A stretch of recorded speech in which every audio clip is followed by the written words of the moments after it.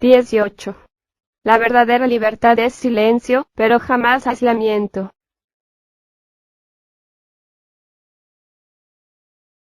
A la mayoría de nosotros nos gustaría ser libres, pero a la vez, mantener algunas ideologías placenteras, satisfactorias, y complacientes. Por lo que, solo nos gustaría estar libres de las cosas que nos causan pena, como los recuerdos feos, las experiencias dolorosas, etc. ¿En verdad queremos ser libres? Yo creo que, antes de ir en pos del deseo por la libertad, reflejo de nuestras inclinaciones o tendencias, deberíamos comprender la verdadera naturaleza de la libertad.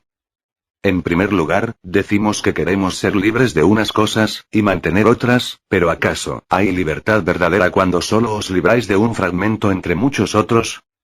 ¿O es que la libertad misma es enteramente distinta a la libertad de algo? Mire, quizás uno puede estar libre de cólera, tal vez de los celos, pero esa aparente liberación solo será una reacción. ¿Podría la libertad ser una simple reacción, inclinación o deseo? Es fácil librarse de un dogma, analizándolo a detalle, y expulsándolo, pero, ¿qué es lo que nos lleva a liberarnos de ese dogma? ¿Cuál es el motivo para esa liberación, sino una simple reacción? Puede ser que dicho dogma ya no nos resulte cómodo, o que el mismo, ya no esté de moda, o ya no sea popular. ¿Podemos llamar a esto, libertad? ¿Puede ser la libertad una simple reacción que nos hace apartarnos de algo? ¿O es la libertad, algo más? ¿Algo completamente distinto a una simple reacción? Porque si la libertad es una reacción, entonces dependerá de algo. ¿Y cómo podría la libertad depender de algo? La libertad, la verdadera libertad existe por sí misma, se mantiene en pie por sí misma, sin motivo alguno, sin depender de ninguna inclinación, tendencia ni circunstancia. Uno puede quedar libre de la ideología del nacionalismo, cambiando dicha ideología por otra, como por ejemplo la de la globalización, pero esto dependerá de factores externos, quizás porque ser nacionalista ya no es económicamente necesario, o porque al ingresar a un mercado común, ya no vale la pena ser nacionalista. Sin embargo, esta situación puede cambiar en cualquier momento, así que eso no es libertad, porque depende de la racionalización, de conclusiones lógicas. O también puede ser que un jefe espiritual o político prometa libertad, al seguir tal o cual doctrina, por lo que eso no será libertad, ya que la verdadera libertad no puede venir a través de ningún tipo de disciplina, conformidad, o aceptación, porque nuevamente, una libertad de esta clase, solo sería una simple reacción. No, la verdadera libertad es un estado mental tan intensamente activo y vigoroso, que rechaza toda forma de dependencia, esclavitud, conformidad y aceptación. La verdadera libertad implica una completa soledad, un estado mental que no depende de ningún tipo de deseo, estimulación, ideas, o experiencia. Una libertad de esta clase es soledad. Porque solo en la soledad puede existir una verdadera relación con otros. Porque en ella no hay conflicto, ni deseo de dominio, ni dependencia. La verdadera libertad no es una reacción, no es una conclusión ideológica, es soledad, un estado interno de la mente que no depende de ningún estímulo, de ningún conocimiento, experiencia, ni conclusión. Al comprender la verdadera libertad, comprendemos también la soledad. Hay diferencia entre el aislamiento, cortar las relaciones en torno nuestro, y la soledad. Sabemos lo que es estar aislado, haber construido una muralla en torno a uno mismo, un muro de resistencia, un muro construido para que no se nos hiera nunca, para no ser nunca vulnerables. O podemos vivir en una tonta ideología de ensueño y sin validez alguna. Todas estas cosas producen autoaislamiento, un proceso que sigue adelante en nuestra vida diaria, en el trabajo, en el hogar, en nuestras relaciones sexuales, en toda actividad. Esta forma de autoaislamiento, y el vivir en una torre de marfil ideológica, no tienen nada que ver con la soledad. El estado de soledad solo puede sobrevenir cuando nos libramos de la estructura psicológica de la sociedad, que hemos edificado con nuestras reacciones, y a la cual pertenecemos. Al comprender la libertad total, llegamos al sentido de la completa soledad. Creo que solo una mente que haya comprendido esta soledad, puede relacionarse sin ninguna clase de conflicto. Pero, ¿cómo podemos alcanzar esta soledad? ¿Acaso es posible hallarla a través del tiempo? ¿Es posible establecer un contacto inmediato con la estructura completa de lo que existe, mediante el tiempo? Es decir, ¿hemos de alcanzar la libertad por medio del tiempo, por medio de un proceso gradual? No soy libre, porque sufro de ansiedad, temor, porque soy esto, y no soy aquello, así, temo a la muerte, temo a mi vecino, temo perder mi empleo, temo que mi pareja se vuelva contra mí, y temo perder todas las cosas que he edificado a lo largo de mi vida.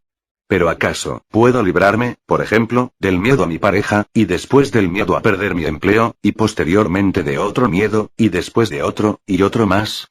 Y así sucesivamente hasta que ya no tenga ningún miedo. ¿Es esto posible?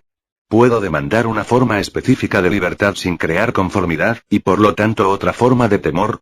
¿Puede haber libertad sin una libertad completa? ¿Podemos solo liberarnos de lo que nos resulta incómodo, desagradable, indeseable? Como por ejemplo, el dolor, manteniendo nuestra constante búsqueda del placer, la cual, en sí misma, es otra forma de esclavitud.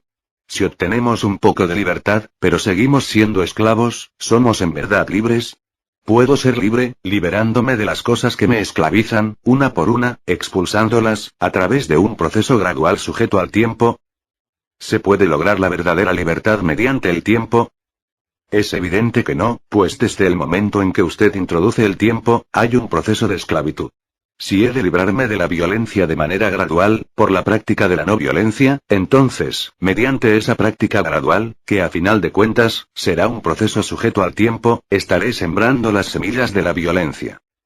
La libertad no es del tiempo, y la mente tiene que mirar la vida, que es un vasto movimiento, sin el cautiverio del tiempo, porque sólo así, podrá descubrir en forma total lo que es el temor, y verá que no hay muchos temores, sino un único temor que adopta diferentes direcciones, dependiendo del objeto hacia el que se mueve, y también verá que puede quedar libre por completo de él, a través del accionar de su propio ser, en conjunto.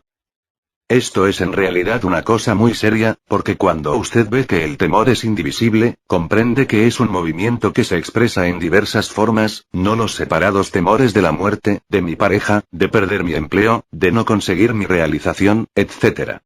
Y mientras vea usted este movimiento, y no el objeto hacia el cual se dirige tal movimiento, se encarará con una cuestión inmensa, y surgirá la pregunta, ¿cómo mirar el temor, que es indivisible, y por lo tanto no fragmentario, sin la fragmentación cultivada por la mente? Se me ha presentado la naturaleza del temor como una totalidad, solo existe un temor total, no los temores fragmentarios. Pero ¿puede mi mente, que piensa en fragmentos, tales como mi pareja, mi hijo, mi familia, mi empleo, mi país, observar el cuadro total del temor? ¿Puede hacerlo? ¿Comprende usted la pregunta? He vivido una vida de fragmentación, mi pensamiento solo es capaz de pensar así, de modo que, yo solo sé mirar el temor a través del proceso fragmentario del pensamiento. Pero, para mirar al temor en forma total, este proceso tiene que terminar. El pensamiento, todo el proceso del mecanismo del pensar, es fragmentación, todo lo divide, y lo dualiza. Mis peculiares idiosincrasias, mis inclinaciones, están en batalla con todo lo demás, con mi empleo, mi posición, mi prestigio, mi país y el de usted, mi Dios y el suyo, todo ello es la fragmentación del pensamiento.